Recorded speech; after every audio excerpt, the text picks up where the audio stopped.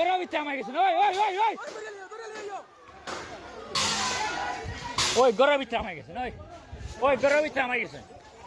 তারা আমরা বাড়ি ইয়াগেরা করি আমরা মারিয়া ধরিয়া আমরা শুনা আমরা টেহা পয়সা যা আছে সারা লুটপাট করে লইয়া গেছে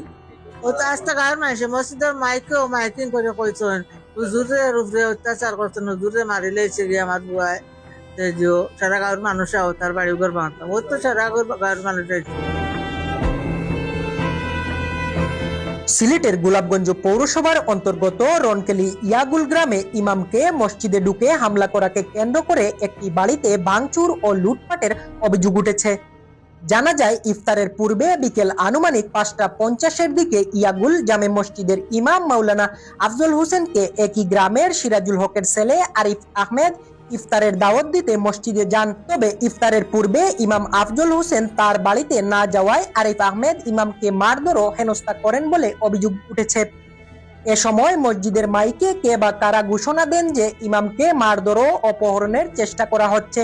মাইকে ঘোষণার পর উত্তেজিত জনতা আরিফ আহমেদের বাড়িতে গিয়ে ভাঙচুর চালায় এবং বাড়ির বিভিন্ন জিনিসপত্রে ব্যাপক ক্ষয়ক্ষতি করে। এ ঘটনায় আরিফ আহমেদের পরিবারের সদস্যরা প্রশাসনের কাছে সুষ্ঠু তদন্তের মাধ্যমে দোষীদের বিচারের দাবি জানিয়েছেন এবং ইমামকে মারধরের অভিযোগের বিষয়টি ভিত্তিহীন বলে জানিয়েছেন। ইফতারের পরে আমরা বাড়িতে ইয়ার মানুষে হামলা করছেন মসজিদে হুজুরে খাওয়াত গেছিল যে আমরা বেবি হজন আর কি অসুস্থ আই পারলাম কিন্তু হুজুর আইছেন না তার পরে আমরা হাজবেন্ড আইন আমার বাবুরাই নাইছেন ইফতার করা ইফতার করতে পারছেন না মসজিদে এলাউন্স হয়েছে যে আমরা হুজুরের উপরে হামলা করা হয়েছে আমরা বাড়িতে গেরা করবার লাগে তারা আমরা বাড়ি গেরা করি আমরা মারিয়া ধরিয়া আমরা শুনা আমরা টেহা পয়সা যা আছে সারা লুটপাট করে লইয়া গেছে পরে সেনাবাহিনী আইসেন পুলিশ কর্মকর্তা হল আইসেন আইয়া তারা কিন্তু একটা সমাধান সুষ্ঠু সমাধান দিতে পারছে না পরে সেনাবাহিনী আইসেন আইয়া আমদারে নয়ন বাড়িয়ালা রফিকর বাড়িয়ালা আর আরো হইতে পারে আপনার একটা নাম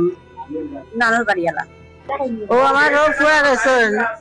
জোরের বাদে মসজিদের হুজুরে আনা তান বাচ্চাকে শরীর খুব বেশি খারাপ আনা তো এসে হুজুরে কইছেন আইতে করতে নাই তাহলে মতলিয়া চাইতে না করতেন আমরা বাড়ি আইতেন ও তাই না রাইছেন ফিরে আইসুন না আইয়া তখন চাচার গেছে গিয়া কইছেন চাচা কইছেন কিন্তু মাতিস না বাদে আমার 5 নম্বর গুলা হয়ে নাছিল আইসে হন্তনে আইয়া ইফতার আইয়া হুনছে হুজুর লাগে গেছেন হুজুর আইসুন না এগুলো অবস্থা খারাপ ও হয়ে গেছে কি মসজিদে হুজুর আইলে না কেন ও 15 দিন আগে আমরা হুজুরের তারা খতম পড়াইছি টাকা দিয়ে সমানেও আমরা মুরব্বী আমার 2 দিন বাদে আইরা দেখরা মাথায়রা যেতেই যায় এখন আইলা না খানে গিয়া জিকাই ও গিয়া জিকাইছে হুজুর আইলা না খানে হুজুরে কইছে মনে হয় তারা কমিটি না করছেন মতলিয়ে না করছেন ও মনে হয় একটু রাগ করছে হুজুরের লগে সেদিন গেলাই আর আজ যাও না খানে ও তার চাষা ওজন খান্দা আসলে টাবড়া মারিয়ে তারে ফিরে আনলেছে মমতনে বাড়ি ও তো আস্তে গাঁর মানুষে মসজিদের মাইকিং করে কইছেন হুজুরের উপরে অত্যাচার করছেন হুজুরে মারিলে গিয়ে আমার বুয়ায় সারা গাঁর মানুষ তার বাড়ি ঘর বাঁধতাম ও তো সারা গাঁর মানুষ আইছে সারা মাইকে এলাউন্স করার কারণে সারা গাঁর মানুষ আইছে আর এলাউন্স করাইছেন মতল দিয়ে বুঝছেন রাস্তা মনে হয় 5,000 মানুষ আইয়া আমরা বেঠিন তো ঘর হামাইয়া মারিয়া দেখো আমার এটা স্টিল ভাঙ্গে আমরা অনেক টাকা আমার বড় কাম করাইতাম মরিয়ার ফ্রেন্ডে টাকা দিছেন ওইটা 70 কাম করাইতাম মরিয়া টাকা ভাই আমার বউ তো মনে হয় 10 বারে শোনা ছিল কইব কিন্তু শোনাবো না কোনটা নাই ও যাও কাজ কথা বাংলা তারা ঘন্টা প্রথমে আমি পুরা দেশবাসীর কাছে আমি বিচার দাবি করলাম আমার ভাইজান সব পাঁচই গো সব তখন প্রবাস আমার বৃদ্ধ বাবা অসুস্থ গাঁর ফাইনটাই ইচ্ছে হোক সামান্য একটা মসজিদের ইমাম সাহেব আমার আব্বা অসুস্থ এবং আমার মেয়ে খুব বেশি অসুস্থ জিন বুতে লাগা হয়েছে মিয়া সাহেব আনতে গেছিলাম মিয়া সাহেব আইসেন না মতলিয়ে মেসাব দিছেন না ও কথা মানে একটু কথা হাঁটাহাঁটি হয়েছে আমরা ইফতারের আগে আইছি ইফতারের লগে লগে ইফতার পরে মতলিয়ে বিক্লিয়ার ঘোষণা দিয়া হুদাও মিথ্যা আমরা রূপে গজবি আমরা মেসাবের মারতে গেছি ইহবারে মতলি মিশা মারছে মতলিয়া মাইকো এলাউন্স করিয়া সারা গাঁর মানুষ লইয়া আমার বাড়িতে হঠাৎ করে অ্যাটাক এই সময় আমি উপস্থিত আসলাম না আমি বাড়ির বাইরে আসলাম পরে আমি এই মুহূর্তে ইয়া দেখি আমার অবস্থা হয় সুতরাং আমার বাড়িতে আমার বাইরের বউ আইন